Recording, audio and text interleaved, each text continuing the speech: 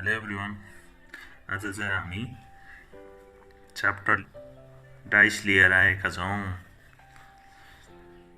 यो च्याप्टर चाहिँ लोकसेवाको लागि आइक्यू क्वेसनको लागि एकदम इम्पोर्टेन्ट क्वेसन हो। लोकसेवाको लागि मोस्ट अफ द टाइम धेरैचोटि डाइसको आइक्यूको रूपमा क्वेसन सोधिएको छ। ल हामी डाइस भन्न बित्तिकै के सम्झिन्छौँ? लुडोको गोटी थाहा होला नि। लुडोको गोटी हो। त्यो लुडोको गोटीमा कतिवटा फेस हुन्छ भन्नुहोस् त? 6वटा फेस हुन्छ। हामीले खेल्ने लुडोको गोटी चाहिँ कुन डाइस हो? स्ट्यान्डर्ड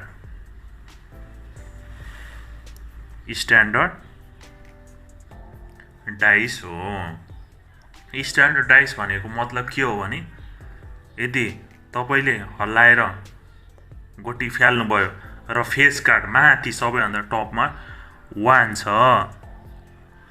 छ भने त्यसको ठिक अपोजिट तल लुकेको भाग चाहिँ के छ भनेर थाहा पाउन हामीले केही गर्नु पर्दैन।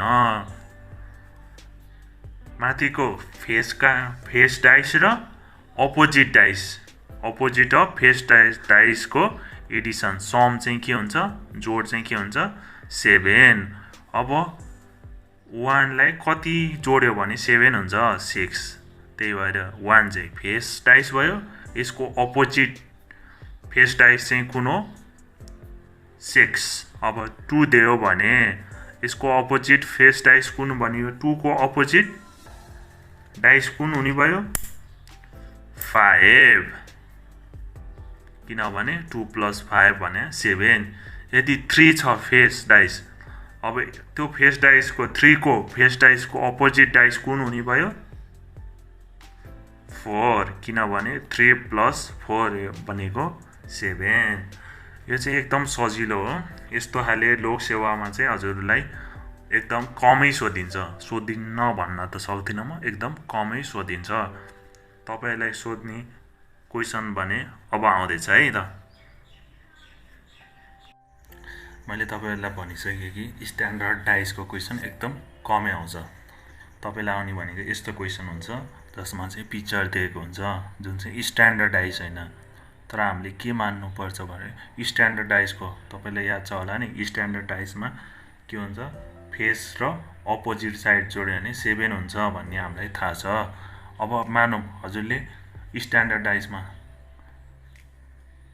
लुडो हल्लाउनु भयो र फ्याल्नु भयो, त्यसमा 2 पर्यो, हो कि होइन? 2 पर्यो। हामीलाई थाहा छ कि यसको अपोजिट फेस कार्ड के हुन्छ? 5 हुन्छ भनेर। तर 5 चाहिँ के हुन्छ? भुइँमा लुकेको हुन्छ नि। यसको साइडमा चाहिँ के दिएको हुन्छ? 1 2 1 3 4 र 6। हामीले यो चाहिँ साइडमा देख्न सक्छौँ। नदेख्न सक्ने भनेको 5 हो। त्यो भनेको अपोजिट साइड हो। बुझ्नुभयो?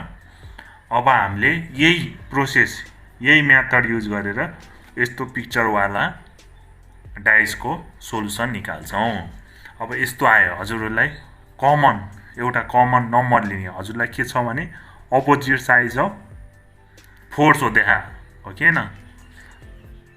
त्यही भएर तपाईले 4 नै लिइदिनुहोस्। 4। अब 4 मा के देखिया छ हेर्नुहोस् त। 4 को वरिपरि देखिने नम्बरहरू 3 देखिया छ, 2 देखिया छ, हो कि होइन? यसमा चाहिँ के देखिया? 4 को वरिपरि के देखिया छ? 5 र 3 भइसक्यो 5। अब नेक्स्ट फिगरमा हेर्नुहोस्। 4 को वरिपरि के देखिया छ? 2 र 6, ओके। 2 अलरेडी भइसक्यो र 6। अब बाँकी रह्यो कुन नम्बर? 1। यो भनेको नदेखिने नम्बर भनेको यहाँ। अब मानौँ 2 को साटोमा 4 छ भने अब पुरै देखियो 2 3 2 5 6। साइडमा हामीले हेर्न सक्छौँ, तर 1 चाहिँ तल दबिएर बसेको हुन्छ। त्यही भएर 1 लाई देख्न सक्दैनौँ। त्यही भएर 4 को अपोजिट फेस के हो? 1 भयो यो फिगरमा है साथीहरू। यो स्ट्यान्डर्ड डाइस होइन। स्ट्यान्डर्ड डाइसको चाहिँ हजुरलाई मैले भनिसकेँ। यो एउटा सोलुसन। है। हजुरले कमन छ भने एउटा कमन लिनुहोस् र त्यसपछि तपाईले के गर्नुहोस्, वरिपरि देखिएको नम्बरहरू लेख्नुहोस्।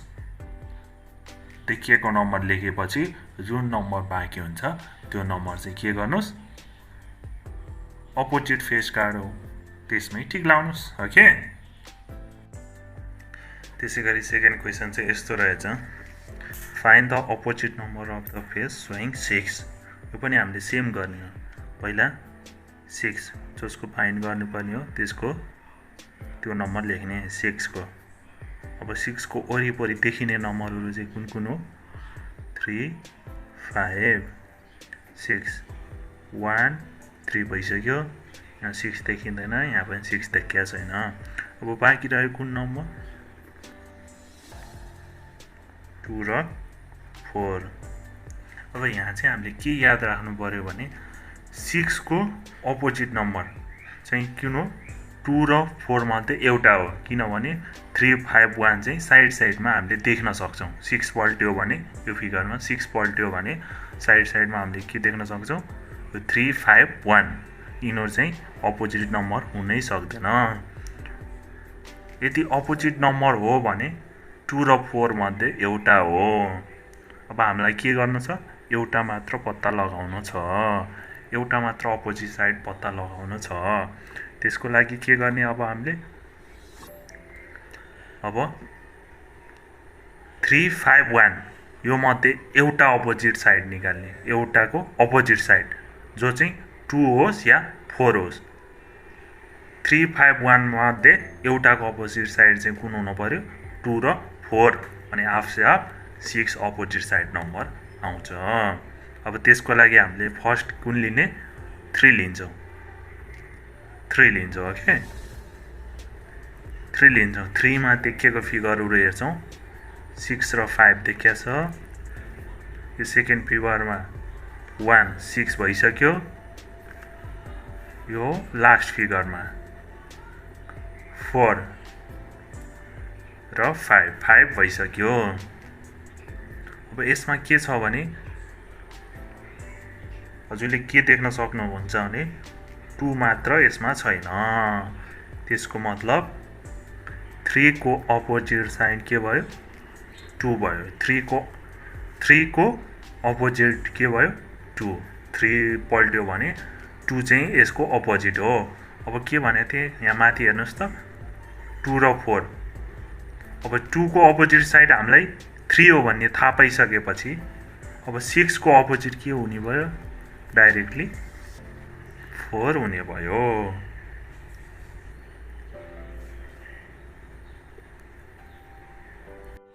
त्यसैगरी साथीहरू, यदि हजुरहरूलाई दुईटा फिगर दिएर कुनै एउटा नम्बरको जस्तै अपोजिट साइड पत्ता लगा भनेर दिएछ भने हामीले कसरी गर्छौँ त, for example find the opposite number of the face showing 5। अब हामीले चाहिँ 5 को अपोजिट नम्बर पत्ता लगाउनु पर्यो। त्यसको लागि हामीले अघि गरेको मेथड युज हुँदैन, त्यो मेथड हामीले अब छोड्छौँ। अब सेकेन्ड मेथडमा जान्छौँ है। त्यसको लागि हामीले अब के गर्ने, दुईटा फिगर दिएछ भने अब पहिला फिगर हेर्ने। फिगरमा यदि दुईटै फिगरमा एउटा नम्बर कमन दिएछ भने अनि त्यो दुईटै नम्बर एउटै साइडमा छ भने, एउटै साइडमा छ भने के हुन्छ भने त्यसको साइड नम्बर त्यसको अपोजिट हुन्छ। जस्तै कि अब यसमा दुईटै कमन नम्बर छ र एउटै साइडमा, जुन चाहिँ राइट साइडमा छ। अहिले राइट साइडमा एउटै साइडमा छ नि, यो पनि राइटमा छ, यो पनि राइटमा छ। त्यस्तो बेला के हुन्छ, 5 जुन चाहिँ 5 छ त्यसको 2 उस्तै फेज, उही फेजको चाहिँ अपोजिट हुन्छ। यसको 5 को अपोजिट के हुने भयो, 2। 4 को अपोजिट के हुने भयो, 1। अब फाइनली 3 को अपोजिट के हुने भयो, 6। यो चाहिँ तपाईको एन्सर। 5 को अपोजिट कुन हुने भयो 2 2 रहेछ आन्सर है त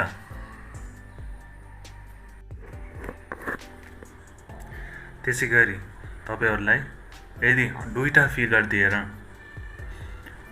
अब एउटै साइडमा छैन एउटा कमन नम्बर एउटै साइडमा छैन अघि त हाम्रो 3 एउटै साइडमा त्यो राइट साइडमा अहिले चाहिँ के छ एउटा अप छ एउटा डाउनमा छ त्यही भएर अहिको प्रोसेस मिलेन त्यसको लागि अब फेरि हामीले अर्को टेक्निक युज गर्नुपर्छ जसलाई चाहिँ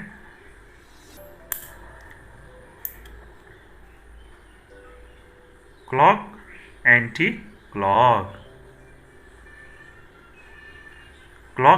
क्लक रुल युज गर्छौं अब हामीले यहाँ कमन नम्बर कुन देखाछौं 3 देखाछौं हो कि हैन दुईटैमा 3 छ अब सुरुमा हामी के लिन्छौं 3 को क्लकवाइज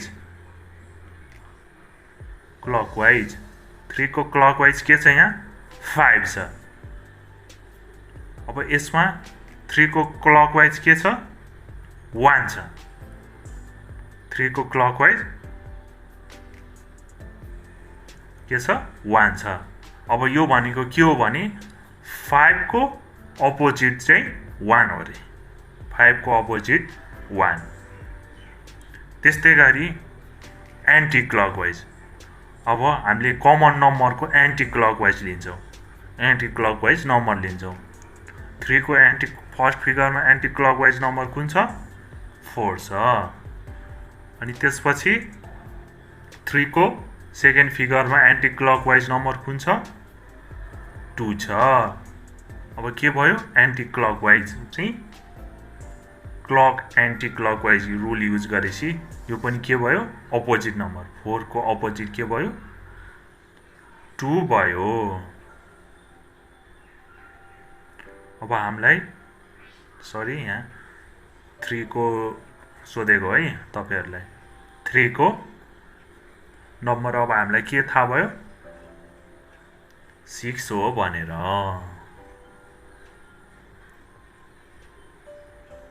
बुझ्नु भयो क्लकवाइज र clock and anti clock rule use गर्ने त्यसमा चाहिँ क्लकवाइज को अपोजिट एन्टी क्लकवाइज को अपोजिट जस्तै कि 3 को क्लकवाइज 5 यहाँ सेकेन्ड फिगरमा 3 को क्लकवाइज 1 यो के भयो 5 र 1 चाहिँ अपोजिट 5 को अपोजिट 1 1 को अपोजिट 5 त्यस्तै गरी एन्टी क्लकवाइज अब 3 को फर्स्ट फिगरमा 3 को एन्टी क्लकवाइज के छ 4 छ 4 अनि त्यसपछि सेकेन्ड फिगरमा 3 को एन्टी क्लकवाइज 2 छ के भयो 4 को एन्टी क्लकवाइज चाहिँ 2 भयो भने यसको के हुन्छ अपोजिट साइड 4 को अपोजिट साइड 2 हो अब फाइनली हामी 3 को आफै बाँकी रहेको नम्बर निकाल्न सक्छौं 6 अब मानम साथीहरु दुईटा फिगर दिएर तपाईहरुलाई कुनै कमन साइडै छैन अब के गर्ने त अब यति बेला बुझ्नुस् कि यदि दुईटा फिगर दिएर पनि यसमा कुनै पनि कमन छैन भने यो स्ट्यान्डर्ड डाइस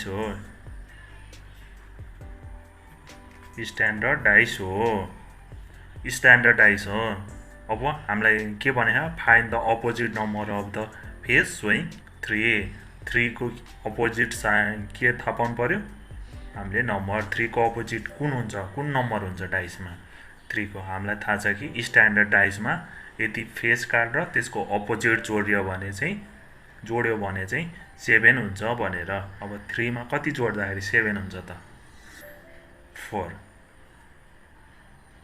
4 चाहिँ के हो 3 को अपोजिट डाइस हो यसरी आउँछ स्ट्यान्डर्ड क्वेशन आयो भने स्ट्यान्डर्ड डाइसको क्वेशन आयो भने पनि यसरी आउँछ बुझ्नु भयो अब यहाँ 6 को के हुने भयो 6 को अपोजिट डाइस 6 + 1 गर्यो भने 7 हुन्छ हो कि हैन 6 को अपोजिट डाइस के भयो 1 अब 5 को 5 मा 2 जोड्यो भने 7 हुने हो त्यसैले 5 को अपोजिट डाइस चाहिँ 2 हो यसरी हामीले चाहिँ यदि कुनै पनि कमन नम्बर दिए छैन भने यसरी गर्न सक्छौँ।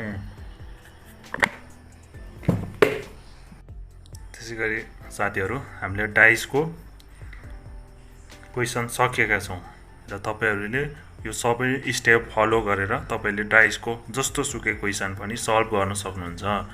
र हाम्रो नेक्स्ट टपिक रहेको छ पेपर फोल्डिङ डाइसको बारेमा, जुन चाहिँ तपाईले नेक्स्ट भिडियोमा पाउनुहुन्छ। त्यसको लागि तपाईले मेरो च्यानल सब्सक्राइब गरेर नजिकैको बेल आइकनलाई चाहिँ थिच्न नभुल्नु होला। Okay, have a good time, take care.